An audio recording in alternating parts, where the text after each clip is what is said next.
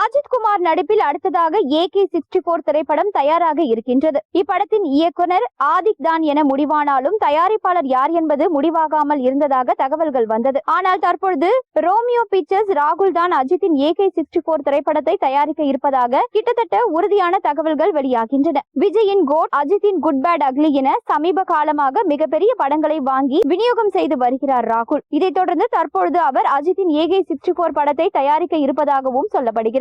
ஏற்கனவே அஜித்தின் வேதாளம், துணிவு படங்களை விநியோகம் செய்திருக்கிறார். இந்த நிலையில் AK-64 படத்தின் அறிவிப்பை கொஞ்சம் வெயிட் பண்ணி விடலாம் என அஜித் முடிவெடுத்திருப்பதாக தகவல்கள் வந்துள்ளன. ராகுல் சமீபத்தில் அஜித்திடம் பேசியதாகவும் அப்பொழுது AK-64 அறிவிப்பை எப்போது விடலாம் என கேட்டதாகவும் அதற்கு அஜித் கொஞ்சம் வெயிட் பண்ணலாம் என்றதாகவும் பேச்சுகள் போய்கொண்டிருக்கின்றன. எப்படியும் AK-64 படப்பிடிப்பு நவம்பர் மாதம் தான் துவங்கும் என்பதால் அதற்குள் இப்படத்தின் அறிவிப்பை விட்டால் சரியாக இருக்காது என அஜித் நினைப்பதாக தெரிகின்றது. ரசிகர்களுக்கு படத்தின் அடுத்ததாக அப்டேட்டிற்காக காத்திருக்க வேண்டும். ஆனால் ஆகஸ்ட் அல்லது செப்டம்பர் மாதத்தில் இப்படத்தின் அறிவிப்பை வெளியிட்டு நவம்பர் மாதம் முதல் படப்பிடிப்பை துவங்கினால் சரியாக இருக்கும் என அஜித் முடிவெடுத்திருப்பதாக கூறப்படுகிறது. அதனால் தான் இப்போது AK-64 அறிவிப்பை வெளியிட வேண்டாம், கொஞ்சம் வெயிட் பண்ணலாம் என அஜித் சொல்லியிருப்பார் என தெரிகிறது. இம்மாதமே AK-64 படத்தின் அறிவிப்பு வெளியாக அதிக வாய்ப்புகள் இருப்பதாக சொல்லப்படுகிற நிலையில் தற்பொழுது அஜித் இந்த முடிவை எடுத்திருப்பதாக தகவல்கள் பரவி வருகின்றன. குட் பேட் அக்லி பட வெற்றியை தொடர்ந்து அஜித் மீண்டும் ஆதிக் ரவிச்சந்திரனுடன் இணைந்து அவரது ரசிகர்களுக்கு உற்சாகத்தை கொடுக்க இருக்கிறார். எனவேதான் AK-64 அறிவிப்பை ரசிகர்கள் எதிர்பார்த்து இருக்கின்றனர்.